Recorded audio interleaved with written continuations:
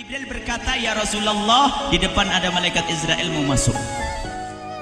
Kata Rasulullah, "Boleh masuk, silakan." Kemudian malaikat Israel mengucapkan salam, dan setelah mengucapkan salam, malaikat Israel menawarkan, "Ya Rasulullah, aku disuruh oleh Allah untuk mencabut nyawamu atau membiarkan engkau." Dalam riwayat, aku disuruh oleh Allah untuk memberikan pilihan kepadamu, al-baqa' fid dunya, tetap di dunia, atau ar-rafiqal a'la, atau dengan Allah. Nabi Muhammad menjawab, ar-rafiqal a'la, dengan Allah. Kemudian setelah itu Nabi Muhammad berdoa agar umatnya selamat. Setelah ada jaminan umatnya selamat, malaikat Israel, "Sudahlah, cabut nyawaku kalau memang sudah waktuku." Mulailah Nabi Muhammad dicabut nyawa beliau oleh malaikat Israel. Dan di saat Nabi Muhammad mulai dicabut nyawa beliau oleh malaikat Israel, Nabi Muhammad mengatakan, mahadha, apa ini wahai Israel?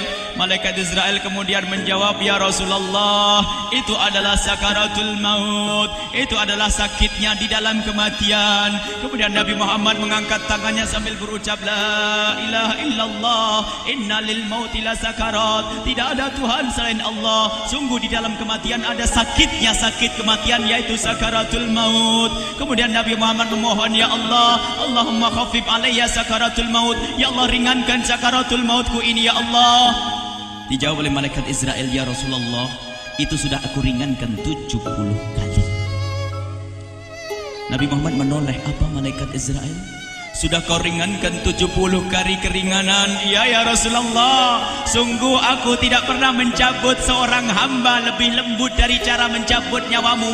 Ini sudah aku ringankan 70 kali. Setelah itu justru Nabi Muhammad menangis, "Israel, 70 kali rasanya masih sakit." "Iya ya Rasulullah, memang itu sakaratul maut." "Lalu bagaimana engkau mencabut umatku, wahai Israel?" Allah, yang diingat siapa? Umat. Kalau engkau mencabutku dengan ringan seperti ini masih sakit, bagaimana engkau mencabut umatku, ya Israel? Dijawab oleh malaikat Israel, "Umatmu manusia biasa, ya aku cabut." "Ya Rasulullah, begitu saja." "Ya sudah, begitu habis." Nabi Muhammad menangis. Tiba-tiba Nabi Muhammad mengangkat tangan dan memohon kepada Allah, "Allah, Allah, inna lil mauti la sakarat, la ilaha illallah, inna lil mauti la sakarat." Sungguh di dalam kematian ada sakaratul maut. Allahumma khaffif ala ummati sakarat maut. Ya Allah, ringankan dari umatku sakaratul maut. Wa thaqqil alayya, dan bebankan kepadaku. Sampai tidak sadar doanya Nabi Muhammad seperti itu. Thaqqil alayya itu doa cinta. Seorang ibu yang pernah punya anak, tuh lihat kalau doa Rasulullah ini masih dilakukan. Bagaimana Rasulullah bisa doa begitu? Itu bahasa cinta yang tidak bisa diterjemahkan dengan oleh akal. Seorang ibu kadang-kadang, ibu yang di belakang nih, ibu mau dikasih sakit oleh Allah? Mau, Bu? Ibu jauh sekali. Ibu mau dikasih sakit? Jawabnya tidak mau. Tapi suatu ketika seorang ibu melihat anaknya sakit, ngomong, "Sudahlah nak, jangan kamu yang sakit, biar ibu yang sakit." Ada atau tidak? Kenapa ngomong begitu? Itu bahasa cinta itu. Tidak rela kalau anak ini sakit, biar aku saja yang sakit. Itu yang dirasakan Rasulullah. Sakaratul maut begitu sakitnya, membayangkan betapa sakitnya umat Nabi Muhammad di saat dicabut nyawa beliau. Maka Rasulullah mengatakan, "Ya Allah, ringankan sakaratul maut dari umatku, bebankan kepadaku saja ya Allah. Wala sawfa yu'tika fatarda." Permintaan Nabi Muhammad tidak ditolak oleh Allah, dikabul dan dikabul, wahai Muhammad. Sallu ala Nabi Muhammad. Dan benar, sakaratul maut kita ditahan oleh Rasulullah, ditanggung oleh Rasulullah, sehingga digambarkan oleh Imam Bukhari di saat Nabi Muhammad dicabut nyawa beliau, Siti Aisyah yang ada di situ. Rasulullah berada di pangkuan Siti Aisyah, yang saat itu Siti Aisyah melihat keringat dingin keluar dari kening Rasulullah. Siti Aisyah tidak pernah melihat keringat keluar seperti itu. Bahkan di saat dipegang kepala Rasulullah, panasnya melebihi dari panasnya orang biasa. Setiap kali ada kain dicelupkan di air, ditempelkan di kening Rasulullah langsung mengering. Saat itu Nabi Muhammad mengucapkan kalimat la ilaha illallah innal mauti lasakarat. Kemudian Nabi Muhammad berpesan dengan banyak pesan, dan di antara pesan Rasulullah adalah akri minni ala ummati salam, akri minni salam ala ummati wa ala man ittaba'ani wa ala man tabi'ani min ila yaumil qiyamati. Aku titip salam kepada umatku dan orang yang mengikutiku sampai hari kiamat. Sadari salam Rasulullah. Sebelum meninggal masih ingat titip salam. Salam kepada siapa? Bukan salam kepada siapa-siapa, tapi salam kepada kita. Maka mari kita mengucapkan salam kepada Rasulullah, karena Rasulullah sudah salam duluan kepada kita.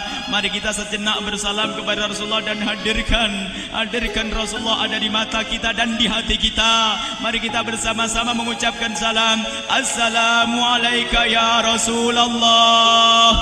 Assalamualaikum ya Rasulullah. Assalamualaikum ya Habiballah. Assalamualaikum ya Nabi Allah. Rasulullah mengucapkan salam untuk kita. Dan di saat itu Rasulullah keringat dingin keluar, maka oleh Siti Aisyah diusap.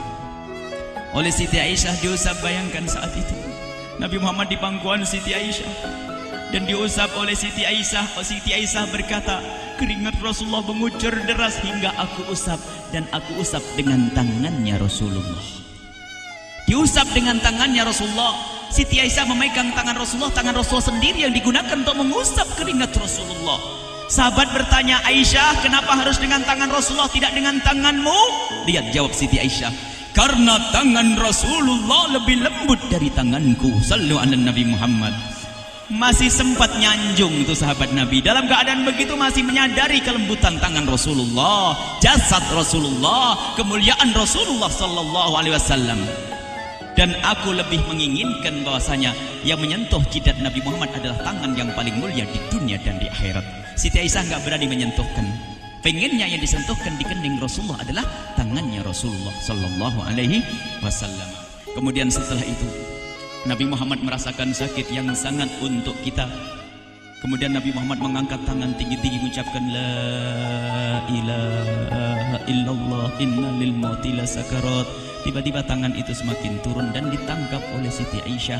Dan di saat tangan itu jatuh di tangan Siti Aisyah, kemudian tiba-tiba paha Siti Aisyah merasakan berat kepala suci Rasulullah. Dan saat itu Siti Aisyah sadar bahwasanya Rasulullah sudah kembali kepada Allah Subhanahu wa taala. Sallu ala Nabi Muhammad. Siti Aisyah bingung di saat melihat seperti itu. Ditaruh pelan-pelan wajah Rasulullah sambil menangis lalu berkata, Rasulullah sudah meninggal.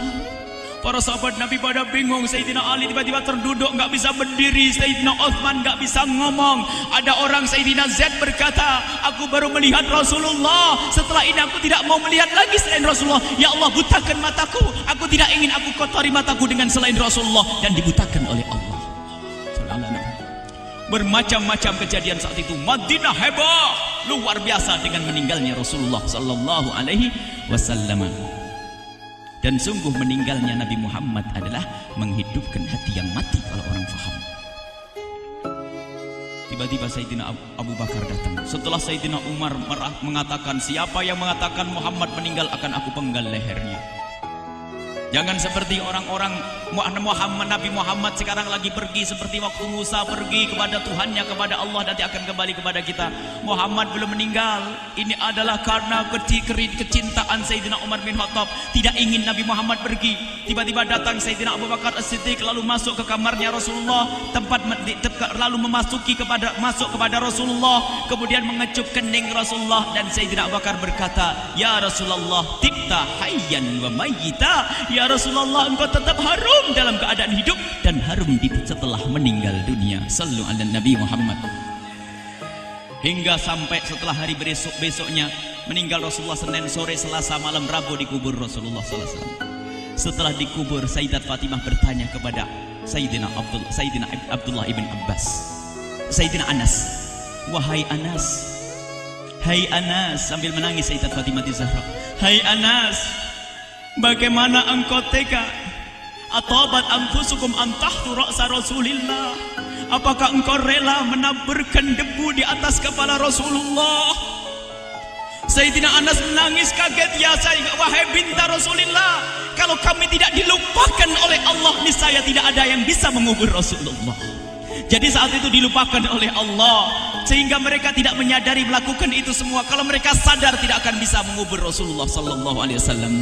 Ini yang diungkapkan oleh Sayyidina Anas, kalau seandainya kami tidak dilupakan oleh Allah, niscaya kami tidak akan mampu mengubur Rasulullah sallallahu alaihi wasallam.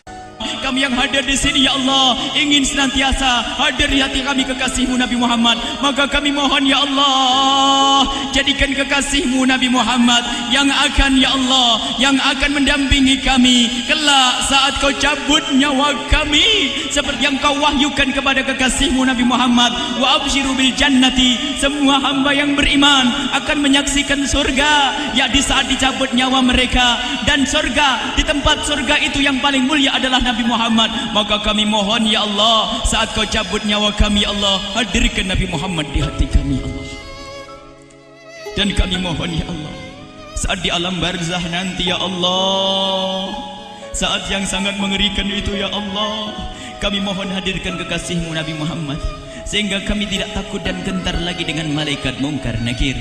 Dan ya Allah, kami mohon di saat di padang mahsyar nanti, ya Allah, hadirkan kekasih-Mu Nabi Muhammad. Jadikanlah kekasih-Mu Nabi Muhammad yang akan menemani kami dan akan membonceng kami, membawa kami ke telaga Kausar. Lalu kami diberi air minum dari air telaga Kausar hingga kami tidak akan haus selama-lamanya. Ya Allah, jadikan kekasih-Mu Nabi Muhammad yang akan menemani kami di saat kami menyeberang Siratal Mustaqim hingga kami tidak akan terjerumus ke neraka jahanam. Dan jadikan kekasih-Mu Nabi Muhammad yang akan kami saksikan setiap saat di surga-Mu, ya Allah. Ya Allah, jadikan kekasih-Mu Nabi Muhammad yang senantiasa, ya Allah, kami lihat kelak di surga. Dan jadikan ucapan kami di akhir hayat kami kelak adalah, ya Allah, adalah kalimat agung dan mulia, La ilaha illallah Muhammadur Rasulullah. La ilaha illallah Muhammadur Rasulullah. La ilaha illallah Muhammadur Rasulullah sallallahu